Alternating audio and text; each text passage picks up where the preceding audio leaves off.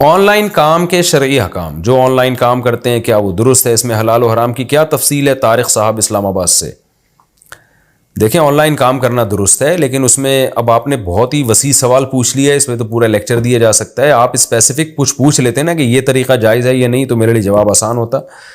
بہرحال on line trading میں ایک دو تین چیزوں کا خیال کرنا ضروری ہے۔ بعض لوگ کیا کرتے ہیں، کسی کی کوئی چیز بکوا رہے ہوتے ہیں آن لائن، تو اس میں یہ شو کرتے ہیں ہماری چیز ہے اور ہم سے خرید لو، وہ بندہ خرید لیتا ہے حالانکہ وہ آپ نے ابھی خریدی نہیں ہوتی، آپ کی ملکیت میں ہی نہیں ہوتی، تو یہ عمل ناجائز ہے۔ تو یا تو آپ دو پارٹیوں کے درمیان کمیشن ایجنٹ بنے کہ میں آپ فلاں کی چیز فلاں کو بکوا رہا ہوں اور میں اس میں اتنا کمیشن رکھوں گا، یا آپ سامنے والے کسٹمر سے یہ کہیں کہ یہ پروڈکٹ ہے، یہ تمہیں میں بیچوں گا اتنے کی، بیچ نہیں رہا بیچوں گا، بتاؤ تمہیں قبول ہے؟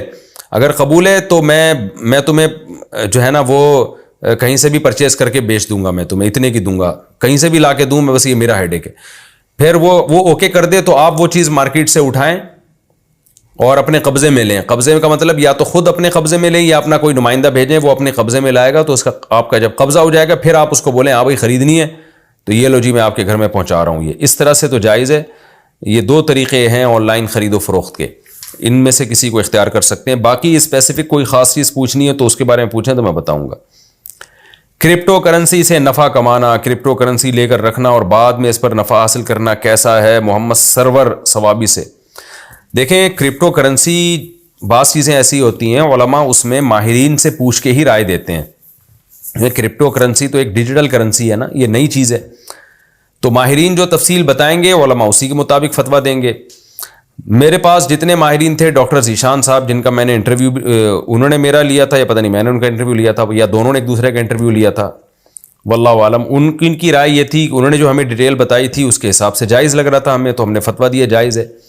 لیکن ایک اور بڑے عالم ہیں، عالم سے میری مراد کرپٹو کرنسی کے ماہر، جو میرے پاس ان کا نمبر بھی ہے، میں نام بھی لے لیتا ہوں، تھوڑا سا آپ لوگ ویٹ کریں۔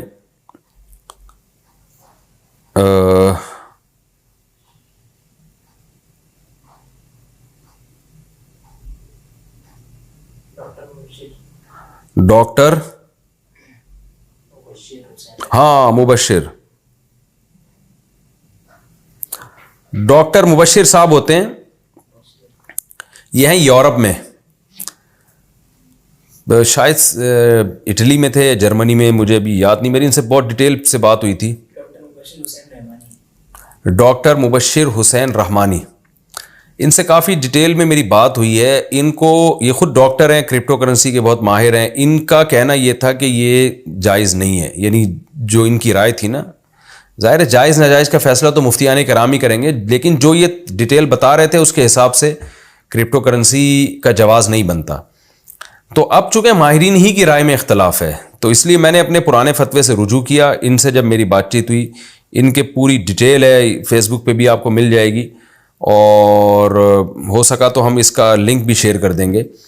تو اس لیے میں نے پھر اس میں توقف کر لیا ہے، بھائی جو میں نے جواز کا فتویٰ دیا تھا میں اس سے رجوع کرتا ہوں، میں ناجائز نہیں کہہ رہا، کیونکہ ایسا نہ ہو کہ کل پھر کوئی ڈاکٹر صاحب کہیں کہ یہ اس کی ڈیٹیل ہی بدل دیں۔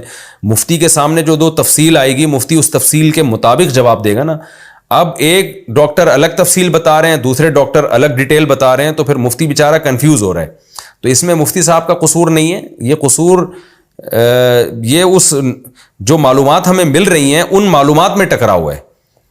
اس کی مثال ایسے ہے جیسے کوئی میڈیسن ہو، اب لوگ ہم سے اس میڈیسن کے بارے میں پوچھ رہے ہیں کہ یہ دوا حلال ہے یا حرام، تو میں ڈاکٹروں سے پوچھوں گا نا کہ ڈاکٹر صاحب اس کے اجزاء بتائیں۔ اب ایک ڈاکٹر کچھ اور بتا رہا ہے، وہ بتا رہا ہے اس میں سور کی چربی شامل ہے، وہ بتا رہا ہے اس میں فلاں فلاں حرام اجزاء شامل ہیں، دوسرا ڈاکٹر کہہ رہا ہے کہ نہیں اس میں سور کی چربی نہیں ہے، تو مفتی تو کنفیوز ہو جائے گا، وہ کہے گا بھائی ڈاکٹروں کی رائے میں اختلاف ہے کہ اس میں ہے کیا۔ تو جب ڈاکٹروں کی رائے میں اختلاف ہے تو ہم یہی کہیں گے بھائی ہمیں نہیں پتہ اس کے بارے میں۔ تو اس لیے ماہرین علماء بھی اس بارے میں زیادہ تر نے توقف کیا ہوا ہے، کیونکہ خود جو ماہرین ہیں، جو کرپٹو کرنسی کے ماہرین ہیں، انہی کی رائے میں اختلاف ہو رہا ہے۔ تو اس لیے جب سے ڈاکٹر مبشر رحمانی صاحب سے میرا رابطہ ہوا ہے، وہ اس فیلڈ کے ماہر ہیں، تو اس لیے میں نے توقف کر لیا بھائی جب تک کوئی چیز نکھر کے سامنے نہیں آئے گی 100% کرپٹو کرنسی کے بارے میں، اس وقت تک ہم توقف کریں گے. جامعۃ الرشید میں بھی جو جامعۃ الرشید کا آفیشیل فتویٰ ہے، دارالعلوم کرنگی کا جو آفیشیل فتویٰ ہے وہ بھی یہی ہے. اگرچہ جامعۃ الرشید ہی میں بعض مفتیان کرام اپنے طور پہ اس کو جائز کہہ رہے ہیں، لیکن جو جامعۃ الرشید یا دارالعلوم کرنگی کا یا دیگر بڑے اداروں کا جو آفیشیل ایک فتویٰ ہے وہ یہی ہے کہ بھائی اس کے بارے میں معلومات ہمیں جو ہے نا وہ کلیئر نہیں ہے، اس لیے سب نے اس میں توقف کیا ہوا ہے اس جب تک. اور دیکھیں الحلال ابین والحرام ابین، حدیث میں آتا ہے حلال بھی واضح حرام بھی واضح، اور کچھ چیزیں مشتبہات میں ہیں. تو بہتر یہی ہے کہ جب تک 100% اس کے جائز ہونے کا یقین نہیں ہوتا، مشتبہات میں تو ہے، بہرحال مشتبہات سے بچنا ہی بہرحال بہتر ہے.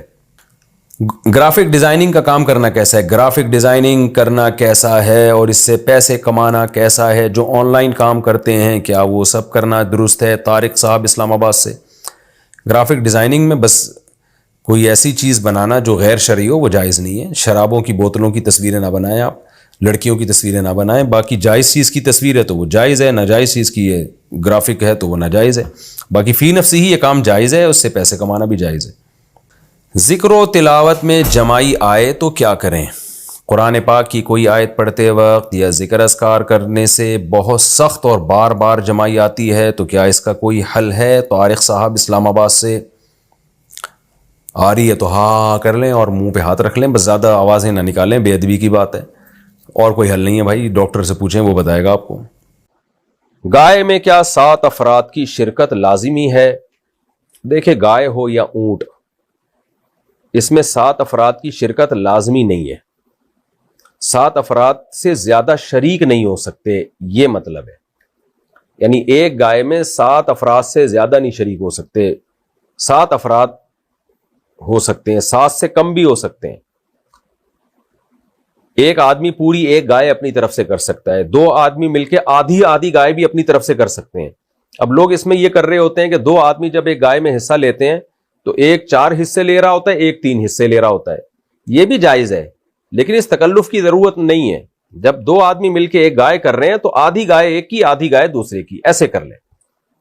اب 3 آدمی اگر گائے میں شریک ہیں یا اونٹ میں شریک ہیں تو وہ کیا تکلف کر رہے ہوتے ہیں؟ ایک کو 3 حصے دے دو، ایک کو 2 حصے دے دو، ایک کو 2 حصے دے دو، اس طرح کر کے گھما رہے ہوتے ہیں. یہ بھی ٹھیک ہے، لیکن یہ بھی ٹھیک ہے کہ 3 آدمی ہیں برابر ہو جائیں، 1/3 اس کی 1/3 اس کی 1/3 اس کی، تو اس طرح بھی گائے میں شرکت ہو سکتی ہے. تو 7 کا مطلب ہے کہ 7 سے زیادہ نہیں شریک ہو سکتے، 7 سے کم شریک ہو سکتے ہیں گائے میں بھی اور اونٹ میں بھی. قصائی کو اجرت کے طور پہ قربانی کا گوشت دینا جائز ہے؟ نہیں، جائز نہیں ہے. قصائی کو آپ پیسے الگ سے دیں. جانور کی کوئی بھی چیز چاہے رسی ہی کیوں نہ ہو، وہ کھال ہی کیوں نہ ہو، وہ بھی قصائی کو آپ قربانی کی اجرت کے طور پر نہیں دے سکتے.